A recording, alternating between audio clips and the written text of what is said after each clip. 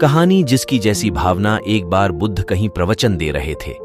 अपनी देशना खत्म करते हुए उन्होंने आखिर में कहा, जागो, समय हाथ से निकला जा रहा है। सभा विसर्जित होने के बाद उन्होंने अपने प्रिय शिष्य आनंद से कहा, चलो थोड़ी दूर घूम कर आते हैं। आनंद बुद्ध के साथ चल दिए। अभी वे विहार के मुख्य द्वार तक ही पहुंचे थे कि एक किनारे रुककर खड़े हो गए। प्रवचन सुनने ये लोग एक एक कर बाहर निकल रहे थे, इसलिए भीड़ सी हो गई थी। अचानक उसमें से निकलकर एक स्त्री गौतम बुद्ध से मिलने आई। उसने कहा, तथागत, मैं नर्तकी हूं। आज नगर के श्रेष्ठी के घर मेरे नृत्य का कार्यक्रम पहले से तय था, लेकिन मैं उसके बारे में भूल चुकी थी। आपने कहा, समय निकला जा रहा है, तो मुझे तुरंत इस बात की याद आई। धन्यवाद तथागत। उसके बाद एक डकैत बुद्ध की ओर आया।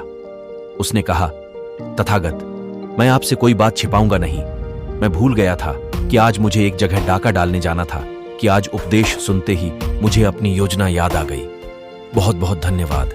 उसके जाने के बाद धीरे धीरे चलता हुआ बूढ़ा व्यक्ति बुद्ध के पास आया।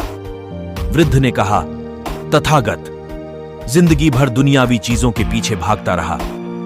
अब मौत का सामना करने का दिन नजदीक जा रहा है, तब मुझे लगता है कि सारी जिंदगी यूं ही बेकार हो गई। आपकी बातों से आज मेरी आंखें खुल गईं। आज से मैं अपने सारे दुनियावी मोह छोड़कर निर्वाण के लिए कोशिश करना चाहता हूं। जब सब लोग चले गए तो बुद्ध ने कहा, देखो आनंद, प्रवचन मैंने एक ही दिया, लेकिन उसका हर किसी ने अलग अलग मतलब निकाला। जिसकी जितनी झोली होती है उतना ही दान वह समेट पाता है। निर्वाण प्राप्ति के कहानी चरित्रहीन।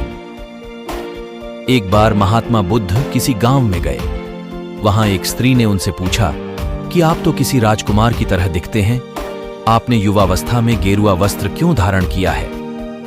बुद्ध ने उत्तर दिया कि मैंने 3 प्रश्नों के हल ढूंढने के लिए संन्यास लिया है। बुद्ध ने कहा, हमारा शरीर युवा और आकर्षक है, लेकिन यह वृद्ध होगा, फिर बीमार होगा और अंत में यह मृत्यु को प्राप्त हो जाएगा। मुझे वृद्धावस्था, बीमारी और मृत्यु के कारण का ज्ञान प्राप्त करना है। बुद्ध की बात सुनकर स्त्री बहुत प्रभावित हो गई और उसने उन्हें भोजन के लिए आमंत्रित किया। जैसे ही ये बात गांव के लोगों को मालूम हुई तो सभी ने बुद्ध से कहा कि वे उस स्त्री के यहां न जाएं, क्योंकि वह स्त्री चरित्रहीन है। बुद्ध ने गांव के सरपंच से पूछा कि क्या ये बात सही है? सरपंच ने भी गांव के लोगों की बात में सहमति जताई।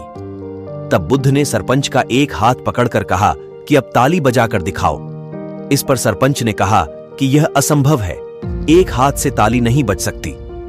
बुद्ध ने कहा कि ठीक इसी प्रकार कोई स्त्री अकेले ही चरित्रहीन नहीं हो सकती है। गांव के सभी पुरुष बुद्ध की ये बात सुनकर शर्मिंदा हो गए।